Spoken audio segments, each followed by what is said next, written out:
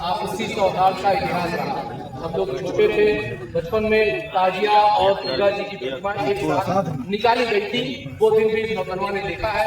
ये अलग बात है कि बीच में कुछ चीजें उतना नहीं हो पाई, मगर आज उस सौहार्द को राशिद और वारिस ने पुनः जिंदा करके नौतनवा की एक मिसाल को देश स्तर पर किया है। चाहूंगा ये बच्चे भी कुछ कहना चाहें, अपना अनुभव बताना चाहें, कैसे कैसे क्या हुआ। हमसे जो हो पाता है इस समाज के लिए, मैं सोचता हूँ मैं अपने समाज में एक अच्छी मिसाल, एक अच्छा एग्जाम्पल कायम करूँ जो यहाँ से जाए, यहाँ के राजधानी और राजधानी से दुनिया में एक संदेश बने। मैं ऐसा कार्य करने का सपना सजोया हूँ और इस सपने को सजोने में मेरी अहम भूमिका निभाने वाले वो आप लोग, नगर की जनता है, मेरे वार्ड के लोग हैं, जो मेरे तीनों वार्ड के लोग हैं, जो हमें हमेशा नवाजते हैं, सम्मान से हमेशा नवाजा है। उनका हक है जो आज हमको इस मुकाम पे लाए हैं, उनका आशीर्वाद है।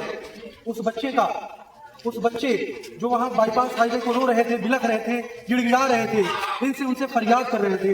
मैं कहना चाहूँगा सियासत इस कदर एहसान करती है, पहले आके छीनती है, फिर चश्मे मारती है।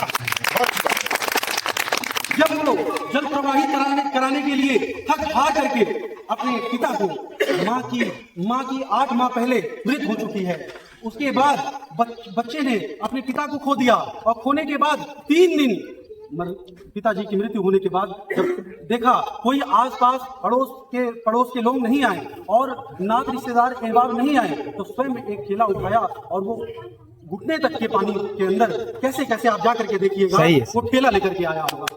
तमाम पत्रकार भाइयों बंधुओं का मैं धन्यवाद दूंगा, शुक्रगुजार हूं, जो प्रदेश से भी आए, जो मंडल से भी आए, जो जिले से भी आए।